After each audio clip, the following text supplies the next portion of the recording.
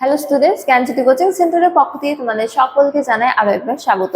তো স্টুডেন্টস, আজকের ক্লাসে আমরা যে বিষয় নিয়ে আলোচনা করব তা হলো ভক্তিবাদের প্রধান প্রবক্তা ও তাদের দর্শন নিয়ে। ঠিক আছে, তো আলোচনা শুরু করার পূর্বে তোমাদের বলে রাখি, তোমরা যারা যারা SKBU অর্থাৎ সিধু কানু বিরসা ইউনিভার্সিটির অন্তর্গত 4th সেমিস্টারে রয়েছে, তোমাদের যাদের যাদের মেজর হিস্ট্রি রয়েছে তাদের পেপার 5-এর একটি গুরুত্বপূর্ণ টপিক নিয়ে আজকের ক্লাসে আমরা আলোচনা করব। তো আলোচনা শুরু করার পূর্বে তোমাদের বলে রাখি, তোমরা যারা যারা ভাবছো তোমরা এই সেমিস্টারে আমাদের সাথে অনলাইনে যুক্ত হবে, তোমরা স্ক্রিনে দুটো নাম্বার দেখতে পাচ্ছ। এই দুটো নাম্বার হলো আমাদের জ্ঞানজ্যোতি কোচিং সেন্টারের অফিসিয়াল হেল্পলাইন নাম্বার। তো তোমরা এই দুটো নাম্বারের মধ্যে যে কোনো একটিতে যোগাযোগ করে আমাদের সাথে যুক্ত হতে পারো। তো তোমাদেরকে একটু কোর্স ডিটেলসটাও বলে রাখি যে তোমাদের যাদের যাদের মেজর কোর্স রয়েছে তোমাদের জন্য যে কোর্স ফিটা রাখা হয়েছিল সেটা রাখা হয়েছিল 1199 টাকা, কিন্তু বর্তমানে তোমাদের জন্য একটি বিশেষ অফার রাখা হয়েছে যে তোমরা কেবলমাত্র 99 রুপিসের মাধ্যমে যে রেজিস্ট্রেশন করো সেই রেজিস্ট্রেশনের মাধ্যমেই কিন্তু পুরো কোর্সটা আমাদের কাছ থেকে পারচেস করে নিতে পারবে। অর্থাৎ এই 99 রুপিসের মাধ্যমেই কিন্তু তোমরা এই পুরো কোর্সটা, এই সেমিস্টারের পুরো কোর্সটা আমাদের কাছ থেকে পারচেস করে নিতে পারবে। এই জন্য তোমাদেরকে কিন্তু আর কোনো ফি পে করতে হবে না। ঠিক আছে, তবে মনে রাখবে যে এই 99 রুপিসের মাধ্যমে পুরো কোর্স ফিটা যে রাখা হয়েছে এই অফারটা কিন্তু প্রথম 100 জন স্টুডেন্টের জন্য রাখা হয়েছে। ঠিক আছে, তো স্টুডেন্টস, এই ছিল ইনফরমেশন। এবারে আমরা আজকের আলোচনা শুরু করব। তো দেখো, ভক্তিবাদের প্রধান প্রচারকগণ বা প্রবক্তা বা তাদের দর্শন সম্পর্কে বলা যায় যে এই ভক্তিবাদের একাধিক প্রচারকগণ ছিলেন। ঠিক আছে, এবং তাদের ভিন্ন ভিন্ন দর্শনও ছিল। তো এবারে আমরা সেই প্রচারকগণ সম্পর্কে আলোচনা করব। তো দেখো, প্রথম প্রচারক বা প্রবক্তা ছিলেন রামানুজ। ঠিক আছে, ভক্তি আন্দোলনের। তো তার সম্পর্কে বলা হয়েছে যে তাকে ভক্তিবাদের আদি প্রচারক বলা হয়। তো ভারতবর্ষে যখন ইসলাম ধর্মের প্রবেশ ঘটে এবং ইসলাম ধর্ম জনগণকে আকৃষ্ট করতে শুরু করে, ঠিক সেই সময়কালে রামানুজ কি করেছিলেন, তিনি ভক্তি আন্দোলনে কি করেছিলেন, প্রচার করেছিলেন।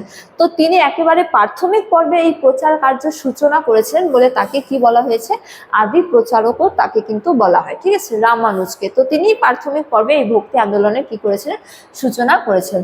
তো তিনি দক্ষিণ ভারতে জন্মগ্রহণ করেছিলেন। প্রাথমিক পর্বে ভক্তি আন্দোলন কোথায় সূচনা হয়েছিল, দক্ষিণ ভারতে।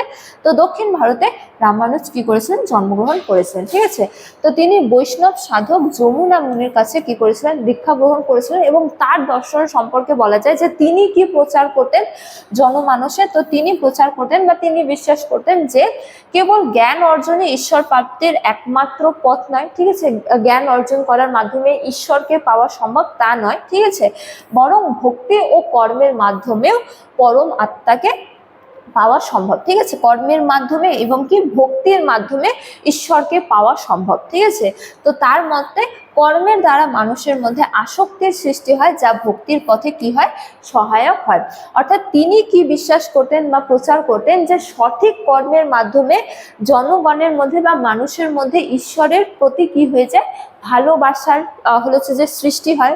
এই ভালোবাসাকে আসক্তি বলা হয়েছে। ঠিক আছে, এবং ঈশ্বরের প্রতি এই যে ভালোবাসার সান্নিধ্য তা কিন্তু ভক্তির পথে সহায়ক হয়। ঠিক আছে, তার মাধ্যমে মানুষের মনের মধ্যে ভক্তির সোচ্চার হয়। ঠিক আছে, এবং এইভাবেই তারা হচ্ছে যে ঈশ্বরকে পেতে পারে। তো তিনি বলতেন যে সঠিক কর্ম এবং কি ভক্তির মাধ্যমে ঈশ্বর পাওয়া সম্ভব। ঠিক আছে, আচার অনুষ্ঠান বা যজ্ঞের মাধ্যমে নয়। ঠিক আছে, মনের যে আন্তরিক ভালোবাসা, সেই আন্তরিক ভালোবাসা এবং বলা যায় যে প্রেমের মাধ্যমে, সঠিক কর্মের মাধ্যমে ঈশ্বরকে পাওয়া সম্ভব। এটি কার দর্শন, এটি হলো রামানুজের দর্শন। তো তিনি তার এই যে ধারণা বা বিশ্বাস, এই ধারণার প্রচার করেছিলেন। ঠিক আছে, তো তিনি ছিলেন ভক্তিবাদের আদি প্রচারক।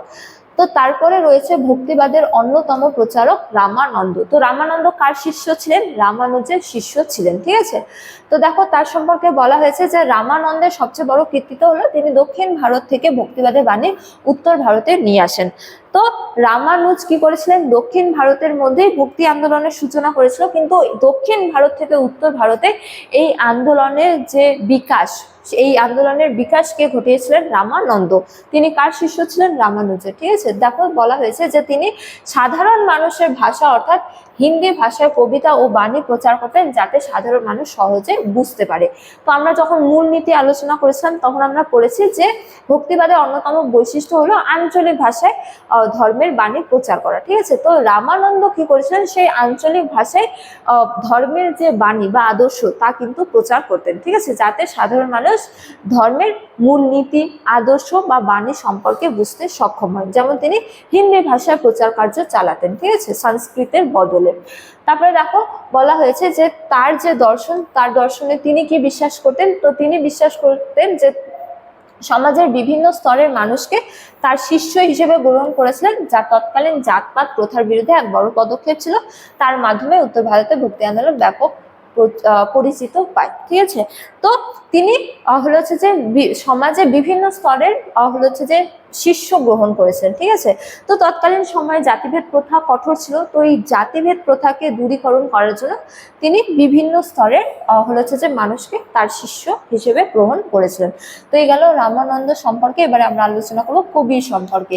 তো তিনি হলো ভক্তিবাদের অন্যতম প্রধান প্রাণপুরুষ। ঠিক আছে, তো তার সম্পর্কে বলা হয়েছে যে মধ্যযুগের ভক্তি আন্দোলনের সব থেকে স্মরণীয় নাম হলো কি? কবির। তোমরা ছোটবেলা থেকে এই নামটা শুনে আসছো যে কবির ছিলেন ভক্তি আন্দোলনের অন্যতম প্রধান প্রাণপুরুষ। ঠিক আছে, তো দেখো তার সম্পর্কে বলা হয়েছে যে তিনি এক ব্রাহ্মণ বিধবার সন্তান ছিলেন, অর্থাৎ তিনি ব্রাহ্মণ পরিবারে জন্মগ্রহণ করেছিলেন, কিন্তু পরবর্তীতে এক মুসলমান তাতে পরিবারে লালিত পালিত হন। এই জীবনী তাকে হিন্দু মুসলিম উভয় ধর্মের প্রতি উদার হতে শিখিয়েছিল।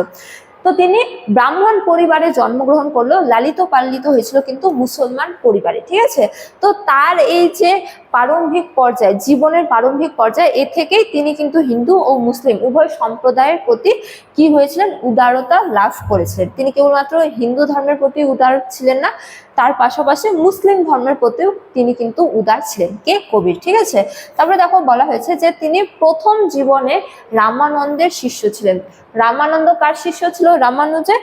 এই রামানন্দের শিষ্য ছিল আবার কবির। ঠিক আছে, তো তার দর্শন সম্পর্কে দেখো তিনি কি বিশ্বাস করতেন। তো তিনি নিজের ধ্যান ধারণা প্রচার শুরু করেন, ঠিক আছে, পরবর্তীকালে, এবং তিনি বিশ্বাস করতেন যে ঈশ্বর এক এবং তাকে ভিন্ন ভিন্ন নামে কেবলমাত্র ডাকা হয় মাত্র। ঠিক আছে, এই হিন্দু ধর্ম হোক বা মুসলিম ধর্ম হোক, সকল ধর্মের যে ঈশ্বর, সেই ঈশ্বর এক এবং অভিন্ন। ঠিক আছে, তাকে কেবলমাত্র ভিন্ন ভিন্ন নামে কি করা হয়? ডাকা হয়। তো এই বাণী কে প্রচার করেছিলেন? কবির। ঠিক আছে, তারপরে দেখো অন্যতম শেষ একজন প্রবক্তা বা প্রাণপুরুষ ভক্তি আন্দোলন, তিনি হলেন চৈতন্য দেব, শ্রী চৈতন্য দেব। তো দেখো তার সম্পর্কে বলা হয়েছে যে ভক্তিবাদের প্রচারকদের মধ্যে শ্রী চৈতন্য ছিলেন সর্বাধিক প্রসিদ্ধ। ঠিক আছে, তো তার আগমনে এবং কি নাম প্রচারে সারা বাংলা জুড়ে শুরু হয়েছিল বিরাট আন্দোলন। তো নবদ্বীপের এক সম্ভ্রান্ত ব্রাহ্মণ পরিবারে শ্রী চৈতন্যদেব জন্মগ্রহণ করেছেন। ঠিক আছে, তো তিনি নবদ্বীপে জন্মগ্রহণ করেছিলেন এবং তার পিতার নাম কি ছিল? জগন্নাথ মিশ্র, এবং তার মাতার নাম ছিল কি? সচী দেবী। ঠিক আছে, তো তার বাল্য নাম ছিল কি? নিমাই, শ্রী চৈতন্য দেবের। ঠিক আছে, তো বাল্যকাল থেকেই তিনি ব্রাহ্মণ ধর্মের গোঁড়ামির বিরুদ্ধে সোচ্চার হন। ঠিক আছে, হিন্দু ধর্মের যে প্রকৃত আদর্শ, সেই আদর্শ সম্পর্কে তিনি বাল্যকাল থেকেই হচ্ছে যে উদার ছিলেন। ঠিক আছে, তো 24 বছর বয়সে তিনি সংসার ত্যাগ করে সন্ন্যাস ব্রত গ্রহণ করেন। ঠিক আছে, তো তিনি খুব অল্প বয়সে সংসার ত্যাগ করে কি করেছিলেন? সন্ন্যাস ব্রত গ্রহণ করেছিলেন, এবং তার প্রিয় শিষ্য হরিদাস ছিলেন কি? একজন মুসলমান। ঠিক আছে, তো সমাজের সব জাতি এবং কি সব শ্রেণীর মানুষই তার কাছে শিষ্যত্ব গ্রহণ করেন, এবং ভগবান শ্রীকৃষ্ণের প্রতি গভীর শ্রদ্ধা বা প্রেমের মাধ্যমেই মানুষের মুক্তি সম্ভব, এই তত্ত্ব তিনি প্রচার করেন।